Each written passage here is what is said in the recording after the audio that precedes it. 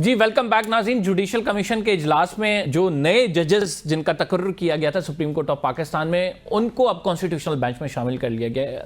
हाफिज साहब, क्यों नहीं कॉन्स्टिट्यूशनल बेंच में सीनियर जजेस जो कि सुप्रीम कोर्ट का बड़ा वसी तजर्बा रखते हैं, बड़ा कानून पे उनकी गिरफ्त है, नहीं शामिल किया गया? देखें कमर, एक तो ये है कि अभी चौधरी साहब ने बात की थी सीनियरिटी के ऊपर या बेंच के ऊपर जो था, जितनी भी सीनियरिटी या चीफ जस्टिस को लगाना सीनियरिटी से हट के या सुप्रीम कोर्ट के अंदर सीनियरिटी से हट के अंदर आना, वो सारे का सारा 26वीं आईनी तरमीम से पहले हो चुका था। और फिर उन्हीं जज साहब ने जब जुडिशल कमीशन के रूल्स बनाए, अभी 26वीं आईनी तरमीम नहीं आई थी, तो उसके अंदर भी उन्होंने प्रिंसिपल ऑफ सीनियरिटी जो है उसकी बजाय कहा कि उसके साथ आपकी परफॉर्मेंस या फिटनेस जो है वो इम्पॉर्टेंट है। तो सिर्फ ये कह देना कि जी 26वीं आईनी तरमीम आने के बाद ही सारे प्रॉब्लम है। दूसरा ये है कि 26वीं आईनी तरमीम के बाद कोई एक ऐसी लेजिस्लेशन नहीं आई कि जो 26वीं आईनी तरमीम को रेगुलेट करती हो। सिर्फ प्रैक्टिस एंड प्रोसीजर के अंदर जो कमेटी की कॉम्पोजिशन है जो आपकी बनी, उसके मेंबर्स की हद तक जो है, और वो आपका प्रैक्टिस एंड प्रोसीजर भी जो था वो 26वीं आईनी तरमीम से पहले आ चुका था। अब दूसरा आगे सवाल जो आप वो तो आप स्ट्रेट अवे फैसल चौधरी साहब की बात को निगेट कर रहे हैं। हाँ। कि मौलाना जो कह रहे हैं, मैं मौलाना साहब पे आ जाता, देखे ना कि मैं तो यही कह रहा हूं ना कि कोई एक बताए कि जो आर्टिकल 175A के नीचे सबऑर्डिनेट लेजिस्लेशन बताएं जी चौधरी साहब, आर्टिकल 191A के नीचे जो है सबऑर्डिनेट लेजिस्लेशन आई हो, या आर्टिकल 202 जो बेंचेस हाई कोर्ट्स को डील करता है उसके नीचे को आई हो, कोई ऐसी लेजिस्लेशन नहीं आई। हाँ, प्रैक्टिस एंड प्रोसीजर के अंदर एक कमेटी की हद तक आई थी, मुझे पता है, वो उससे पहले, और मौलाना साहब की हद तक ये था चूंकि वो आपका जो सोसाइटीज रजिस्ट्रेशन एक्ट जो था, अच्छा, वो एक उसका हिस्सा था, उसके अंदर जो पॉइंट आ गया। इस पॉइंट पे बता दें हमें कि जुडिशल कमीशन अब कॉम्पोजिशन, अब उसके अंदर ये है कि प्रिंसिपली जो है, अगर ये कॉम्पोजिशन बेंच का ये सारा था तो पीटीआई जो थी वो उस सारे प्रोसेस का हिस्सा थी। आपने मौलाना फजल रहमान साहब से भी सुना, उनके जो लॉयर है उन्हें भी सुना। उसके बाद जो है जो उस प्रोसेस के अंदर थे, उसके शायद फैसल चौधरी साहब जो थे उसके अंदर होते तो इन्हें पता था फ्रॉम डे वन जो है, जिस दिन मौलाना साहब के घर गए और वो ड्राफ्ट अभी नहीं भी आया था, किन्होंने वोट ना देखे प्रोसेस का हिस्सा किस तरह देखे ना, इन्होंने जो चीजें इनकॉर्पोरेट कराई थी वो आपने 26वीं आईनी तरमीम में कॉर्पोरेट ही नहीं की। कोई एक बताएं कि इनकी रिटन रिकमेंडेशन आई हो कि जी 26वीं आईनी तरमीम के अंदर ये चीजें डाले, बताएं ना। इन्होंने अपनी रिटन नहीं दिया, इन्होंने, आपने फैसल चौधरी साहब रिटन कोई नहीं दिया, कोई नहीं दिया, जो अपनी थी वो मौलाना फजल रहमान साहब को दी थी। देखिए, इसमें डेलीब्रेशन तो मौलाना फजल रहमान साहब के साथ ही हो रही थी, पीटीआई की, गवर्नमेंट के साथ डायरेक्ट तो नहीं था, लेकिन उसमें भी कतई ये रह गई ना कि जब 26वीं आईनी तरमीम बन रही थी, मौलाना साहब का जो इस्तदलाल था वो आईनी बेंच का था, लेकिन नहीं मौलाना साहब का नहीं था, फैसल नहीं था। थोड़ा सा काइंडली करेक्ट करें, चूंकि मैं थोड़ा सा उसमें था भी और सारे थे। ये जो बेंच का था, ये जो आपकी टीम थी उसके अंदर था, और मेरा ख्याल है कि उन्हीं को उस वक्त देख लेना चाहिए था कि हम कॉन्फ्रेंस की तरफ क्या जा रहे हैं। मौलाना साहब का बिल्कुल कॉन्स्टिट्यूशनल बेंच की तरफ नहीं था। जो आपकी टीम कहती गई, मौलाना साहब अपनी कॉन्फ्रेंस जो है वो गवर्नमेंट से मनवाते गए। जी चौधरी साहब, अब ਆਫਰ ਸਾਹਿਬ ਤੁਸੀਂ ਸਬਰ ਵੀ ਤਾਂ ਕਰੋ, ਮੈਂ ਤੁਹਾਡੇ ਵਾਲੀ ਗੱਲ ਹੀ ਕਰ ਰਿਹਾ। ਉਹ ਬੰਦਾ ਉੱਥੇ ਵੀ ਉਹ ਹੀ ਜਿੰਦਾ ਕੇ ਨਾਮ ਆ ਜਾਏ। ਤੁਸੀਂ ਹੁਣ ਛੁਰੀ ਤੇ ਸਾਹਿਬ ਦੇ ਲੋਕ, चौधरी साहब की एनर्जी लो है, रोजा है आज, रोजा हमारा भी है, लेकिन अच्छे नहीं, एनर्जी में भरपूर है।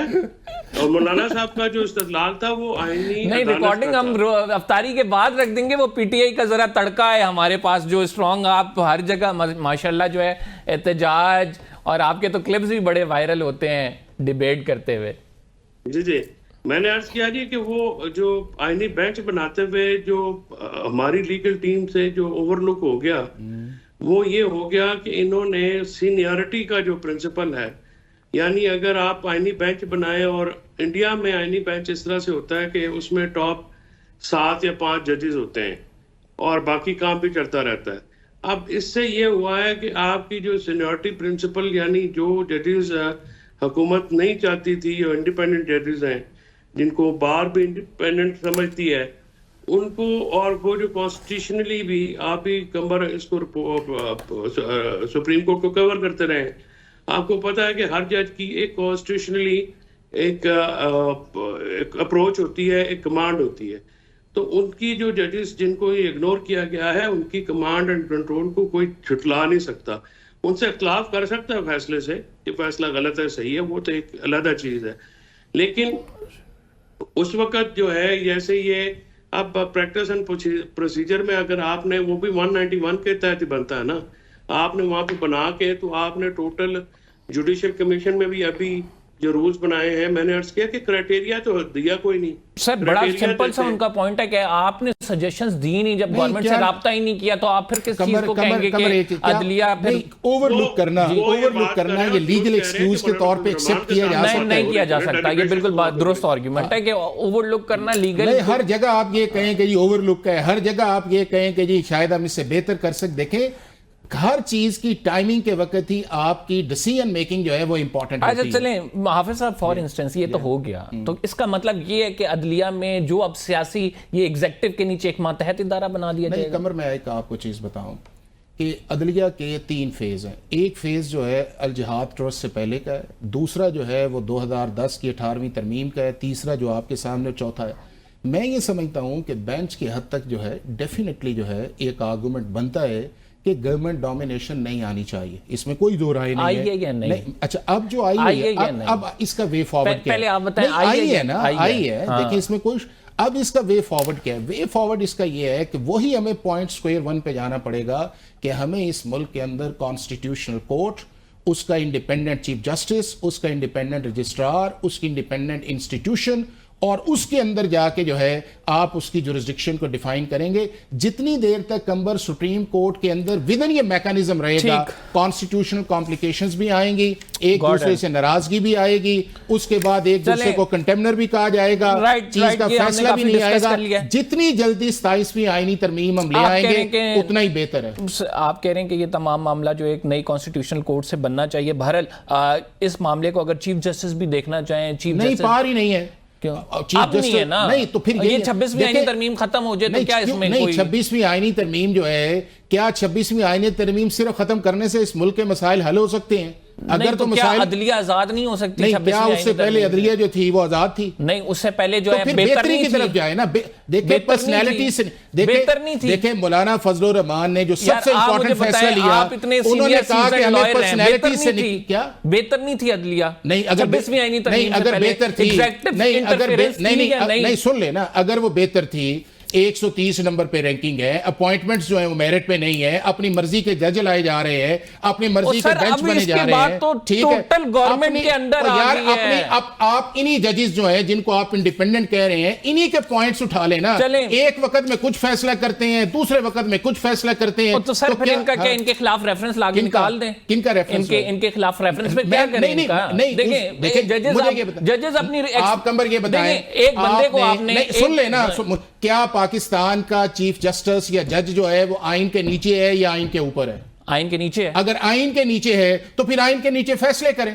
फिर आइन से ऊपर जाके एक दफा कहना कि ये कैमरा जो है ये आइन से ऊपर है, दूसरी दफा कहना ये कैमरा आइन से नीचे है ना। मामला पाकिस्तान के आइन के मुताबिक अगर चैलेंज हुआ है ना, फिर सुप्रीम कोर्ट का जो आपका पैकिंग के पहले पैकिंग नहीं थी क्या नहीं पहले अपनी मर्जी नहीं थी? मुझे ये बताएं, जितने सुप्रीम कोर्ट के 5-7 साल से जज आ रहे हैं वो सारे मेरिट पे आए हैं। चौधरी साहब से मैं इस पे चीफ जस्टिस मेरिट पे आए हैं, जो पिछले भी आए हैं। चौधरी साहब क्या चीफ जस्टिस मेरिट पे आए हैं? कोर्ट पैकिंग पहले थी या नहीं थी? जी आफा साहब का कहां चिटाई है, इन्होंने नहीं माननी भाई। आइन के तहत आइन के तहत क्या वोटी नहीं है, आइन के तहत इंतजामिया नहीं है, आइन के तहत सारे नहीं है। मैं सारी कर देना, फर्क है। आइन के तहत रख रहे हैं, आइन की इंटरप्रिटेशन किसने करनी है? अदलिया ने, जजेस ने करनी है। आइन से नीचे तो आप जजेस को क्यों नहीं करने देते? आइन से नीचे आप जो जज पसंद नहीं आता उठा के उसको बाहर फेंक देते हैं। हाफिज साहब को किसी को नहीं बाहर फेंका, किसी को 26वीं आईनी तरमीम के बाद कोई जज बाहर नहीं गया, कोई एसजेसी का फैसला नहीं आया। और जो जज और सर वो बाहर फेंकने का मतलब है यानी उसे केस से साइड पे कर देते। नहीं तो फिर जब आपने कॉम्पोजिशन दी है, इतने आप इनोसेंट न बने। क्या पाकिस्तान की सुप्रीम कोर्ट के अंदर इंटरनल पॉलिटिक्स है या नहीं है? बनाए ना, नहीं है ना, तो फिर वो रियलिटी चौधरी साहब क्या कह रहे हैं, आप उन्हें रिस्पॉन्ड करें ना। मैं बात ये है कि हाफिज साहब आप मुझे इस प्रोग्राम में रोक लेंगे, अगले प्रोग्राम में मैं स्टूडियो में आ जाऊंगा। नहीं आए ना, अच्छा है ना, अच्छा है, आपको आए। बुलाया था हमने पहले, आए इस वजह से ना, स्टूडियो करना आए नहीं, ना, आए। अपना कहाँ चिटाना रखो। बात यह है कि सर जजेस को जो जज पसंद है, आपने कहा जी 26वीं तरमीम, वो सारे तो निकाल दिए आपने कॉन्स्टिट्यूशनल बेंचेस से जो आपको नहीं, पसंद हमने नहीं थे, निकाले, और अपनी उस मर्जी के बेंच मैकेनिज्म से बना के निकला है फैसले हो जिसको रहे हैं। पीटीआई ने कॉन्फ्रेंस दी थी मौलाना फजल रहमान साहब के साथ, तो फार रीचिंग देखना चाहिए था, ओवरलुक कोई एक्सक्यूज नहीं है। बात यह है कि मैं नहीं, ओवरलुक एक्सक्यूज नहीं है, मैं तो बता रहा हूं कि ये चीजें इस तरह से ज्यादा बेहतर हो सकती थी, डेलिब्रेशन ज्यादा होनी चाहिए, लेकिन राती 3:30 बजे जो है वो आप बुला के जो है वो 5 हफ्ते रहा है, 5 हफ्ते वो प्रोसेस रहा है। नहीं 5 हफ्ते की तो प्रोसेस, राती 3 बजे दवाइयां खा के पहला वापस 3 बजे से, उस तो बाद 5 हफ्ते चले आए। और जान दिया करो हाफिज साहब, इस मुल्क में कौन सी आजादी तो कौन सी, अल्लाह करे, अल्लाह करे, आपने आजादी माइंडसेट देखी चेंज हो। आजादी होती है जब लोग जो हैं वो वज़ीर आज़म को भी अपना बना लेते हैं कि भाईजान इधर आए ना जरा।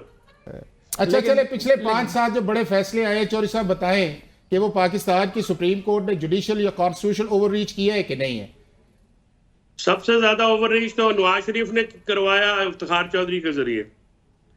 नहीं सर, ये अदलिया की तो एक पूरी तारीख है हमारे सामने जिसमें हमें नहीं, पता है वो कि क्या अदलिया की हम पाक साहब, मैं नहीं कह रहा कि अदलिया को दूध से धुली हुई है, मैं वो बात नहीं कर रहा हूँ, लेकिन इसका ये मतलब तो नहीं है ना कि एक गलत हुआ तो दूसरे गलत करके सारे मामला दुरुस्त कर दें। फॉरवर्ड जाना चाहिए। Two wrongs do not make one right। नहीं, वो बिल्कुल बात सही है, लेकिन आप अगर पूरी अदलिया को उठा के सिर्फ ये कहेंगे कि ये सियासी जुल्म और सितम का आलाकार बन गया, तो मेरे ख्याल से ये भी नामुनासिब है। बहरहाल हम प्रोग्राम को यहाँ पे हमने सेगमेंट को क्लोज करना है। अच्छा, जिस जज को यहाँ पे बात हो रही थी कि इस्लामाबाद आए हैं, सबसे ज्यादा अभी तक रिलीफ उन्होंने ही दिया है। चलें नाज़रीन, ये डिबेट तो जारी रहेगी। अभी हमने एक और सेगमेंट में कमरुज़्ज़मान कायरा साहब को इन्वाइट किया है। कल वज़ीर आज़म की अहम मुलाकात है बिलावल भुट्टो से, उसमें तहफ़्फ़ुज़ात का इजहार करेंगे बिलावल भुट्टो ज़रदारी। क्या तहफ़्फ़ुज़ात होंगे, क्या कुछ होने वाला है, इन दोनों बड़ी सियासी जमातों के दरमियान क्या कोई खलेज आने वाली है, ये डिस्कस करते हैं एक छोटे से ब्रेक के बाद।